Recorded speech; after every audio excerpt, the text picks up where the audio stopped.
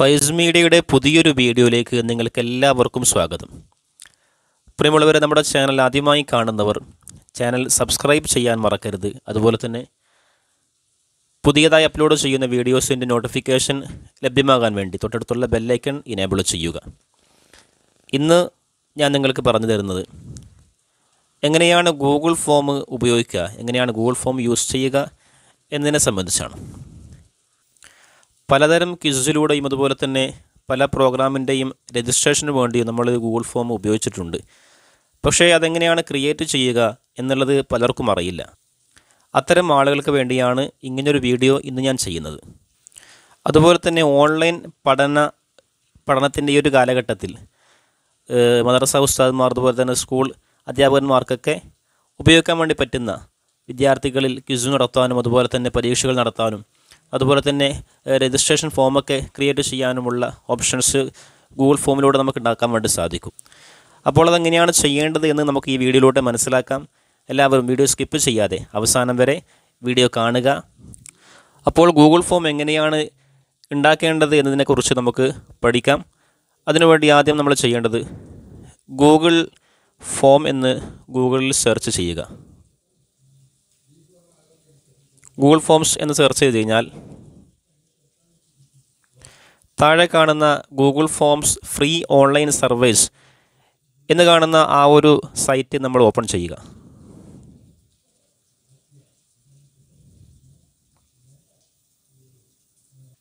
ആ site open ചെയ്തതിന് ശേഷം നമുക്ക് കാണാവുന്ന ഈ ഒരു ദൃശ്യത്തിൽ അവിടെ പേഴ്സണൽ അതുപോലെ തന്നെ ബിസിനസ്, ഗൂഗിൾ വർക്ക് സ്പേസ് തുടങ്ങിയിട്ടുള്ള രണ്ട് ഓപ്ഷൻസ് കാണാൻ വേണ്ടി സാധിക്കും. അതിൽ പേഴ്സണൽ എന്ന് പറയുന്ന താഴെ കാണുന്ന ഗോ ടു ഗൂഗിൾ ഫോംസ് എന്നുള്ള ഓപ്ഷൻ ക്ലിക്ക് ചെയ്യുക. അപ്പോൾ നമ്മുടെ ഇമെയിലും അതുപോലെ തന്നെ അതിൻ്റെ പാസ്വേഡും ടൈപ്പ് ചെയ്യാൻ വേണ്ടി പറയും. അത് നമ്മൾ ടൈപ്പ് ചെയ്ത് കൊടുക്കുക.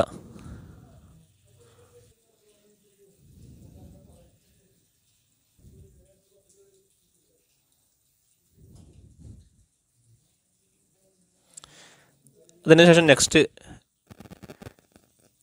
അപ്പോൾ നമ്മുടെ പാസ്വേഡും ചോദിക്കും. നമ്മുടെ പാസ്വേഡും അവിടെ ടൈപ്പ് ചെയ്ത് കൊടുക്കുക. അപ്പോൾ നമുക്ക് ഇങ്ങനൊരു പേജ് അവിടെ ദൃശ്യമാകും. അവിടെ അൺടൈറ്റിൽഡ് ഫോം എന്ന് കാണുന്ന ഭാഗത്ത് നമ്മൾ ക്രിയേറ്റ് ചെയ്യാൻ പോകുന്നത് ഏതെങ്കിലും രജിസ്ട്രേഷൻ ഫോമാണെങ്കിൽ, ഏതെങ്കിലും പ്രോഗ്രാമിൻ്റെ അല്ലെങ്കിൽ ഏതെങ്കിലും സ്ഥാപനത്തിലേക്കുള്ള രജിസ്ട്രേഷൻ ഫോമാണ് നമ്മൾ സൃഷ്ടിക്കുന്നതെങ്കിൽ അവിടെ ആ സ്ഥാപനത്തിൻ്റെ പേര് അതുപോലെ തന്നെ അല്ലെങ്കിൽ ആ പ്രോഗ്രാമിൻ്റെ പേര് അല്ലെങ്കിൽ അതുമായി ബന്ധപ്പെട്ടവ നമുക്കവിടെ ടൈറ്റിലായിട്ട് കൊടുക്കാവുന്നതാണ്. അതുപോലെ തന്നെ താഴെ കാണുന്ന ഫോം ഡിസ്ക്രിപ്ഷൻ എന്ന് കാണുന്ന ഭാഗത്ത് ഇതുമായി ബന്ധപ്പെട്ട ഡീറ്റെയിൽസ് നമുക്ക് അവിടെ ആഡ് ചെയ്ത് കൊടുക്കാവുന്നതാണ്. ഇനി അതല്ല, നമ്മൾ നടത്തുന്നത് ഒരു ക്വിസ് പ്രോഗ്രാമാണ് അല്ലെങ്കിൽ പരീക്ഷയാണ് നമ്മൾ നടത്താൻ വേണ്ടി പോകുന്നത്. അപ്പോൾ അവിടെ അൺടൈറ്റിൽഡ് എന്ന ഭാഗത്ത് നമുക്ക് എന്താക്കാം, ആ കുട്ടികൾക്കുള്ള പരീക്ഷയുടെ വിഷയങ്ങൾ അതുപോലെ തന്നെ മദ്രസ അല്ലെങ്കിൽ സ്കൂളിൻ്റെ പേരൊക്കെ എന്താക്കാം അവിടെ ടൈറ്റിലായിട്ട് കൊടുക്കാവുന്നതാണ്. നമുക്ക് ഉദാഹരണമായിട്ട് ഒരു ക്വിസ് പ്രോഗ്രാം നമുക്ക് സംഘടിപ്പിക്കാം. അതിനുവേണ്ടി ആദ്യം നമ്മൾ അതിനോട് ടൈറ്റിൽ കൊടുക്കുന്നു. Quiz 5th class. അതുപോലെ തന്നെ ആവശ്യമെങ്കിൽ നമുക്ക് അതുമായി ബന്ധപ്പെട്ടവ താഴെ ഡിസ്ക്രിപ്ഷനിൽ ചേർക്കാവുന്നതാണ്. അതിനുശേഷം അവിടെ അൺടൈറ്റിൽഡ് ക്വസ്റ്റ്യൻ എന്ന് കാണുന്ന ഭാഗത്ത് കുട്ടികളോട് ചോദിക്കേണ്ട ചോദ്യങ്ങളെ നമുക്കവിടെ ആഡ് ചെയ്യാവുന്നതാണ്. ഉദാഹരണമായിട്ട്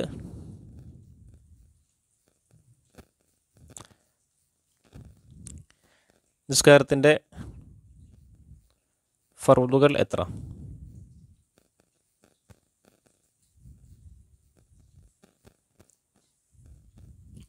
ആ ചോദ്യത്തിന് നേരെ തൊട്ടടുത്ത് കാണുന്ന ഫോട്ടോസിൻ്റെ ഒരു ഓപ്ഷൻ നിങ്ങൾക്ക് കാണാൻ വേണ്ടി സാധിക്കും. അപ്പോൾ ചോദ്യങ്ങളുമായി ബന്ധപ്പെട്ട ഫോട്ടോസൊക്കെ നമുക്ക് എന്താക്കാം അവിടെ ആഡ് ചെയ്ത് കൊടുക്കാവുന്നതാണ്.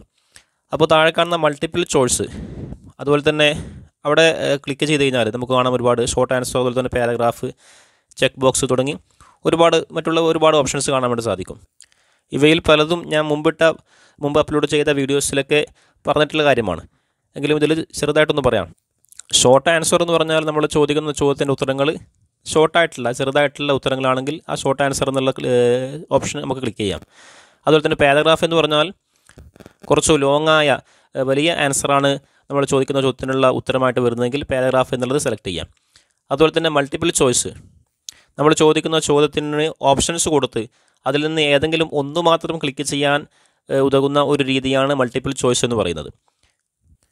എന്നാൽ ചെക്ക് ബോക്സ് എന്ന് പറഞ്ഞാൽ നമ്മൾ പിന്നെ ഒരു ചോദ്യം ചോദിച്ചു, അതിൻ്റെ ഉത്തരമായിട്ട് വരുന്നത് ഏതൊക്കെയാണോ അതെല്ലാം താഴെ കാണുന്ന പിന്നെ ഓപ്ഷൻസിൽ നിന്നും ക്ലിക്ക് ചെയ്യാൻ വേണ്ടിക്ക് ചെക്ക് ബോക്സസ് എന്ന് പറയുന്ന ആ ഒരു ഓപ്ഷൻസ് സെലക്ട് ചെയ്യാവുന്നതാണ്. അപ്പോൾ അങ്ങനെ തുടങ്ങി പല ഓപ്ഷൻസും പറയുന്നുണ്ട്. അതൊക്കെ നിങ്ങൾക്ക് നിങ്ങളുടെ ഐഡിയ പോലെ ചെയ്യാം. അതുപോലെ തന്നെ താഴെ കാണുന്ന ഡേറ്റ്, ടൈം അതൊക്കെ നിങ്ങൾക്ക് അവിടെ ആഡ് ചെയ്ത് കൊടുക്കാവുന്നതാണ്. അതുപോലെ തന്നെ ഇതുമായി ബന്ധപ്പെട്ട രജിസ്ട്രേഷൻ ഫോമൊക്കെ ആകുമ്പോൾ ഇതുമായി ബന്ധപ്പെട്ട ഫയൽസ് നമുക്ക് അപ്ലോഡ് ചെയ്യാനുണ്ടാവും. അങ്ങനെയുള്ള ഫയൽസ് എന്നൊക്കെ നമുക്ക് ഇതിൽ അപ്ലോഡ് ചെയ്യാനുള്ള ഓപ്ഷൻസ് കൂടി ഇതിൽ കാണുന്നുണ്ട്. ഉദാഹരണമായിട്ട് നമുക്ക് മൾട്ടിപ്പിൾ ചോയ്സ് അത് സെലക്ട് ചെയ്തിട്ടുണ്ട്. അപ്പോൾ അവിടെ നിസ്കാരത്തിൻ്റെ ഫറലുകൾ എത്ര എന്നുള്ളതിന് ഓപ്ഷൻസായിട്ട് നമുക്ക് പല ഓപ്ഷൻസ് നമുക്ക് കൊടുത്തു നോക്കാം. ഈ ഓപ്ഷൻസ് കൂട്ടാൻ വേണ്ടി ആഡ് അതർ എന്നുള്ളത് ക്ലിക്ക് ചെയ്യാം.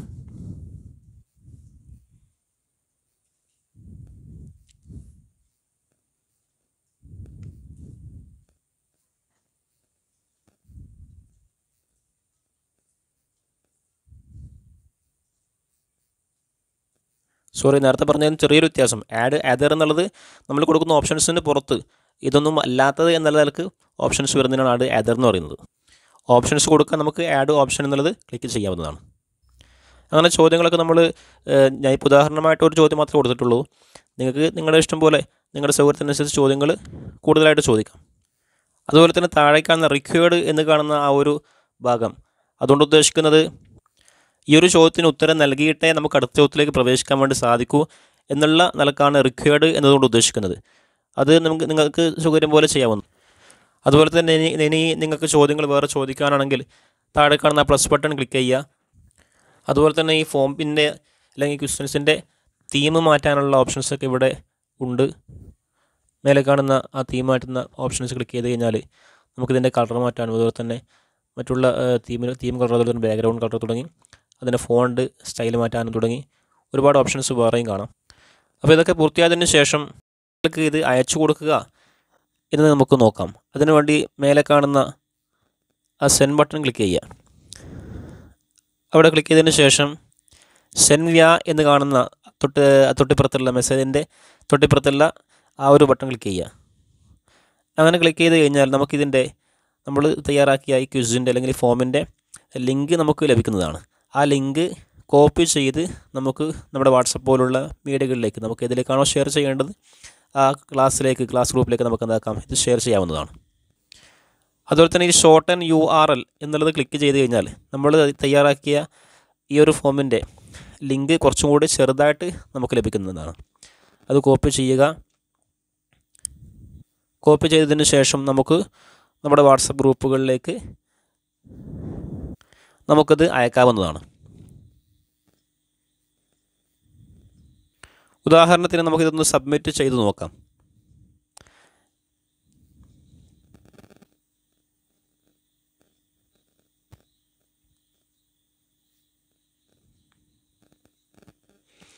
അപ്പോൾ ഈ ഒരു രീതിയിലാണ് നമ്മൾ തയ്യാറാക്കിയ ചോദ്യത്തിൻ്റെ രൂപം കാണുക. ഇതിൽ നമ്മൾ ഉത്തരം കൊടുത്തു കഴിഞ്ഞാൽ അത് സബ്മിറ്റായി എന്ന് നമുക്ക് കാണാൻ വേണ്ടി സാധിക്കും. അപ്പോൾ കുട്ടികൾക്ക് ഈ രൂപത്തിലാണ് കാണാൻ വേണ്ടി സാധിക്കുക. പിന്നെ ഈ കുട്ടികളൊക്കെ ഇതിൽ ഉത്തരങ്ങൾ സബ്മിറ്റ് ചെയ്തതിന് ശേഷം ഇത് ക്രിയേറ്റ് ചെയ്ത ഉസ്താദന്മാർക്കോ അല്ലെങ്കിൽ അധ്യാപകന്മാർക്കോ എങ്ങനെയാണിത് അതിൻ്റെ റെസ്പോൺസ് അറിയാൻ വേണ്ടി സാധിക്കുക എന്നുള്ളത് നമുക്ക് മനസ്സിലാക്കാം. അതിനു വേണ്ടി നമ്മൾ ചെയ്യേണ്ടത് ഒന്നുകിൽ നേരത്തെ മിനിമൈസ് ചെയ്ത് വെച്ച ഗൂഗിൾ ഫോം പേജ് നമ്മൾ തുറക്കുക, അല്ലെങ്കിൽ അതിനേക്കാൾ നല്ലത് നമുക്ക് നേരെ നമ്മുടെ ഗൂഗിൾ ഡ്രൈവിലേക്ക് പോയാൽ മതി. കാരണം നമ്മളിപ്പോൾ ക്രിയേറ്റ് ചെയ്ത ആ ഫോമിൻ പൂർണ്ണമായും അത് ഗൂഗിൾ ഡ്രൈവിൽ കാണാൻ വേണ്ടി സാധിക്കും. അപ്പോൾ നമ്മൾ തയ്യാറാക്കിയ ആ ഗൂഗിൾ ഫോം അത് നമുക്ക് ഓപ്പൺ ചെയ്യാം. ഓപ്പൺ ചെയ്തതിന് ശേഷം തൊട്ടിപ്പുറത്ത് കാണുന്ന ക്വസ്റ്റ്യൻസിൻ്റെ തൊട്ടിപ്പുറത്ത് കാണുന്ന റെസ്പോൺസ്, അവിടെ റെസ്പോൺസ് 1 എന്ന് കാണാൻ വേണ്ടി സാധിക്കും. അതിപ്പോൾ ഒരാളെന്തായിട്ടുണ്ട്, ഞാൻ എന്തായിട്ടുണ്ട് ഉദാഹരണമായിട്ട് സബ്മിറ്റ് ചെയ്തല്ലോ. അപ്പോൾ അവിടെ റെസ്പോൺസ് 1 എന്ന് കാണാൻ വേണ്ടി സാധിക്കും. അവിടെ എത്ര ആൾക്കാർ പിന്നെ റെസ്പോൺസ് ചെയ്തിട്ടുണ്ട്, ഉത്തരങ്ങൾ അയച്ചിട്ടുണ്ട്, അതുപോലെ തന്നെ എന്താണ് ഉത്തരം എന്നൊക്കെ കൃത്യമായിട്ട് അവിടെ കാണാൻ വേണ്ടി സാധിക്കും. പിന്നെ മറ്റൊരു കാര്യം, പിന്നെ 1 റെസ്പോൺസ് എന്നതിന് തൊട്ടിപ്പുറത്ത് കാണുന്ന ആ ഒരു പച്ച ബട്ടൺ, അത് ക്ലിക്ക് ചെയ്ത് കഴിഞ്ഞാൽ നിങ്ങളുടെ ഫോണിൽ പിന്നെ ഗൂഗിൾ ഷീറ്റ് ആപ്ലിക്കേഷൻ ഡൗൺലോഡ് ചെയ്തിട്ടുണ്ടെങ്കിൽ അവിടെ ക്രിയേറ്റ് എന്ന് ക്ലിക്ക് ചെയ്ത് കഴിഞ്ഞാൽ നമ്മൾ പിന്നെ കുട്ടികളുടെ മുഴുവൻ റിസൾട്ടും നമുക്ക് കൃത്യമായിട്ട് ഈ ഒരു രൂപത്തിൽ കാണാൻ വേണ്ടി സാധിക്കും. അതുപോലെ തന്നെ ഇത് പിന്നെ പൂർണ്ണമായിട്ടും കുട്ടികളുടെ രൂപം, കുട്ടികൾ അയച്ച അതിൻ്റെ ആൻസേഴ്സും അതുപോലെ തന്നെ അതിൻ്റെ മാർക്സൊക്കെ ആൻസേഴ്സ് മുഴുവനായിട്ട് നമുക്ക് കാണാൻ വേണ്ടി സാധിക്കും. അപ്പോൾ ഇത് PDF എടുത്തിട്ട് നമുക്ക് കുട്ടികൾക്ക് വേണമെങ്കിൽ അയച്ചു കൊടുക്കാവുന്നതാണ്. അപ്പോൾ നമ്മൾ ഇത്ര നേരം ഉണ്ടാക്കിയ രീതി കുട്ടികൾ എക്സാം എഴുതിയതിന് ശേഷം അതിൻ്റെ റിസൾട്ട് നമ്മൾ തന്നെ നോക്കുന്ന ഒരു രൂപത്തിലാണ്. എന്നാൽ നേരത്തെ ആൻസേഴ്സ് അതിൽ ആഡ് ചെയ്ത് നമുക്ക് കുട്ടികളുടെ മാർക്സ് അടക്കം ലഭിക്കുന്ന രീതിയും ഇതിൽ കാണാൻ വേണ്ടി സാധിക്കും. അപ്പോൾ ഇതിൻ്റെ ആൻസേഴ്സ് കൂടി നമുക്കിതിൽ ആഡ് ചെയ്യാൻ വേണ്ടി നമ്മൾ ചെയ്യേണ്ടത് മേലെ കാണുന്ന 3 ഡോട്ട് ആ ഒരു ഓപ്ഷൻ നമ്മൾ ക്ലിക്ക് ചെയ്യുക. അതിൽ താഴെ കാണുന്ന ഇതിലെ സെറ്റിങ്സ് നമ്മൾ ഓപ്പൺ ചെയ്ത് കഴിഞ്ഞാൽ അവിടെ പ്രസൻറ്റേഷൻ എന്നതിന് ശേഷം ക്വിസസ് എന്നുള്ള ഓപ്ഷൻ കാണാൻ വേണ്ടി സാധിക്കും. അവിടെ മേക്ക് ദീസ് ക്വിസ് എന്നുള്ളത് ആക്റ്റീവ് ആക്കി കഴിഞ്ഞാൽ താഴെ കാണുന്ന ഒരുപാട് ഓപ്ഷൻസ് മിസ്ഡ് ക്വസ്റ്റ്യൻസ്, അതുപോലെ ക്വസ്റ്റ്യൻസ് ഏതൊക്കെയാണ്, പിന്നെ ഉത്തരങ്ങൾ എഴുതിയവർ മിസ്സാക്കിയത് എന്നുള്ളത് നമുക്ക് ആഡ് ചെയ്ത് കൊടുക്കാവുന്നതാണ്. അതുപോലെ തന്നെ പിന്നെ ഈ ചോദ്യങ്ങളുടെയൊക്കെ കറക്റ്റ് ആൻസേഴ്സ് കൂടി നമുക്കിതിൽ ആഡ് ചെയ്യാം. അതുപോലെ തന്നെ പിന്നെ കുട്ടികളുടെ മാർക്സ് എത്രയാണെന്നുള്ളതും കൃത്യമായിട്ട് നമുക്കിതിൽ ആഡ് ചെയ്യാവുന്നതാണ്. അതൊക്കെ നിങ്ങളുടെ സൗകര്യം പോലെ നിങ്ങൾക്ക് ചെയ്യാം. കറക്റ്റ് ആൻസേഴ്സ് കൊടുത്ത് അതുപോലെ തന്നെ പോയിൻ്റ് വാല്യൂസ് കൊടുത്ത് നമുക്ക് എങ്ങനെയാണ് ചെയ്യേണ്ടത് എന്നുള്ളത് ഒന്ന് ഉദാഹരണമായിട്ട് നോക്കി വെക്കാം.